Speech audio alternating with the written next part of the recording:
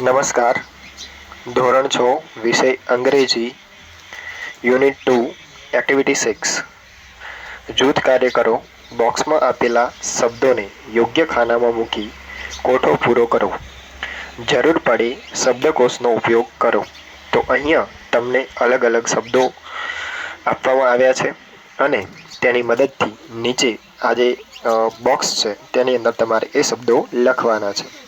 તો બોક્સની અંદર જુઓ, સૌ પહેલાં અહીંયા વિન્ટર છે, તેની નીચે સમર અને સૌની નીચે મોન્સૂન, એટલે કે શિયાળો, ઉનાળો અને ચોમાસું. અને શિયાળામાં થતા ફળોના નામ, બરાબર. પછી વેજીટેબલ્સ એટલે શાકભાજી, ફેસ્ટિવલ એટલે શિયાળામાં ઉજવાતા ઉત્સવો, અને યુઝફુલ થિંગ્સ એટલે શિયાળામાં આપણે જે વસ્તુઓનો ઉપયોગ કરીએ છીએ તે રીતના ઉપર આડી લાઇનમાં 4 ખાના આપેલા છે.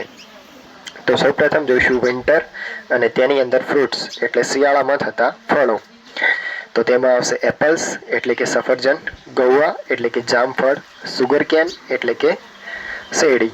ત્યારબાદ વેજીટેબલ્સ શિયાળામાં કેબેજ એટલે કોબી, બ્રિંજલ એટલે રીંગણ, કોલીફ્લાવર એટલે કે ફુલાવર અને કેરોટ એટલે કે ગાજર.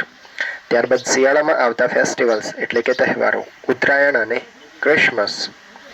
ઉપયોગી વસ્તુઓ યુઝફુલ થિંગ્સ સ્વેટર, સ્કાર્ફ અને હીટર. સ્વેટર એટલે જે તમે પહેરો છો તે, સ્કાર્ફ ગળામાં તમે જે મફલર નાખો છો તે, અને હીટર તો પાણીને ગરમ કરવા માટે તેમજ ઠંડીમાં ઓરડાને ગરમ કરવા માટે પણ હીટર આવે છે. ત્યારબાદ છે સમર. સમર એટલે ઉનાળો, તેની અંદર ફ્રૂટ્સ જોઈએ. ગ્રેપ્સ. ગ્રેપ્સ એટલે કે મેંગોસ, વોટરમેલન એટલે કે તરબૂચ, બીટર ગાર્ડ એટલે કારેલા, પોટેટોઝ એટલે કે બટાકા, આ વસ્તુઓ બધી શાકભાજી છે. અને ઓનિયન એટલે ડુંગળી. તો એ બધી વસ્તુઓ ઉનાળામાં જોવા મળે છે. ફેસ્ટિવલ્સની અંદર હોળીનો તહેવાર આપણને ઉનાળામાં જોવા મળે છે.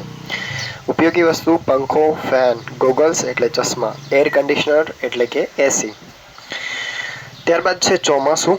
તેની અંદર ફ્રૂટમાં શું જોવા મળે છે? બનાના એટલે કેળું અને જાંબુ, જે તમે ખાધા હશે. શાકભાજીમાં લેડીઝ ફિંગર એટલે કે ભીંડા. એન્ડ ફેસ્ટિવલમાં જોઈએ તો તહેવારો આવે છે દિવાળી, ચોમાસામાં રક્ષાબંધન આવે છે અને જન્માષ્ટમી આવે છે. ઉપયોગી વસ્તુઓ છે અમ્બ્રેલા અને રેઇનકોટ, છત્રી અને રેઇનકોટ. ત્યારબાદ છે કોઠાની નીચે આપેલ વાક્યો સાંભળો, બોલો. તે વાક્યો કયો દિવસ સૂચવે છે તે નોંધો અને તે દિવસ કોઠામાં યોગ્ય ખાનામાં લખો. તો જુઓ, સૌ પ્રથમ છે મંથ ઓફ ધ યર, તો મહિનો લખેલો છે અને દિવસનું નામ. તો અહીંયા જુઓ નવેમ્બર, તો નવેમ્બરમાં શિયાળો છે, શું આવશે? એક ચિલ્ડ્રન્સ ડે આવશે. ડિસેમ્બર તો સ્પોર્ટ્સ ડે. ત્યારબાદ જાન્યુઆરી તો રિપબ્લિક ડે. આ વસ્તુ વેઇટ અ મિનિટ. ઓકે, આ રીતના જ ચાલશે. તમારે ફોનને થોડો સીધો કરવો પડશે કારણ કે અક્ષરો અહીં આડા લખેલા છે. જાન્યુઆરી રિપબ્લિક ડે. એન્ડ ફેબ્રુઆરીની અંદર મધર ટંગ ડે એટલે માતૃભાષા દિવસ, બરાબર. રિપબ્લિક ડે એટલે જાન્યુઆરીની અંદર જે 26મી જાન્યુઆરી છે તે.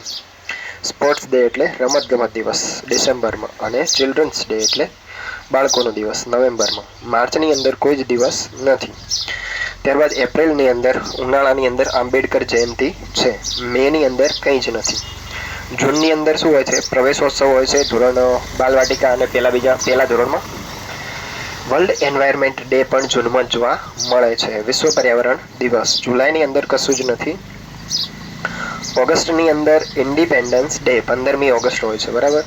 ત્યારબાદ સપ્ટેમ્બરની અંદર હિન્દી ડે એટલે હિન્દી ભાષાનો દિવસ હોય છે. એન્ડ ટીચર્સ ડે એટલે કે શિક્ષક દિન પણ સપ્ટેમ્બરમાં જોવા મળે છે. ગાંધી જયંતિ ઓક્ટોબરમાં જોવા મળે છે. ગાંધીજીનો જન્મદિવસ 2 ઓક્ટોબર. તો our teacher talked about it in the assembly, તો હિન્દી ડે. ઉદાહરણ આપણને આપેલું છે કે અમારા શિક્ષકે અમારી સભામાં તેના વિશે વાત કરી. શેના વિશે? હિન્દી દિવસ. તે સિવાય we watched a play about Gandhiji and Sardar Patel. તો ગાંધીજી અને સરદાર પટેલનું અમે નાટક જોયું. તો કયો દિવસ હશે? રિપબ્લિક ડે, બરોબર, યા તો ઇન્ડિપેન્ડન્સ ડે 15મી ઓગસ્ટ કે 26મી January. Students played the teachers role. વિદ્યાર્થીઓએ શિક્ષકોનું પેલો રોલ ભજવશે, તો ટીચર્સ ડે આવશે. We collected photographs and information about Dr. Ambedkar. અમે ડૉક્ટર આંબેડકરના ફોટો અને તેમના વિશેની માહિતી એકઠી કરી. તો તે છે આંબેડકર જયંતિ. ત્યારબાદ છે We planned a quiz on the poets and writers of Gujarat. તો અમે ગુજરાતના લેખકો અને કવિઓ વિશે પ્રશ્નોત્તરીનું આયોજન કર્યું. તો એ કયો દિવસ હશે? માતૃભાષા દિવસ, mother tongue day. Our school has vacation but we gather to plant saplings in our garden. તો અમારી શાળામાં વેકેશન હતું પરંતુ અમે બધા ભેગા થયા હતા અમારી શાળામાં વૃક્ષો વાવવા બગીચામાં. તો કયો દિવસ છે? વર્લ્ડ એન્વાયરમેન્ટ ડે, યાની કે વિશ્વ પર્યાવરણ દિવસ. ત્યારબાદ છે વી સેલિબ્રેટેડ પ્રવેશોત્સવ. અમે પ્રવેશોત્સવની ઉજવણી કરી હતી. તો પ્રવેશોત્સવ ડે છે તે જે શાળા ખુલે ત્યારે ઉજવવામાં આવે છે. ત્યારબાદ છે we participated in the sports day, એટલે અમે રમતગમતમાં ભાગ લીધો હતો. તો કયો દિવસ છે?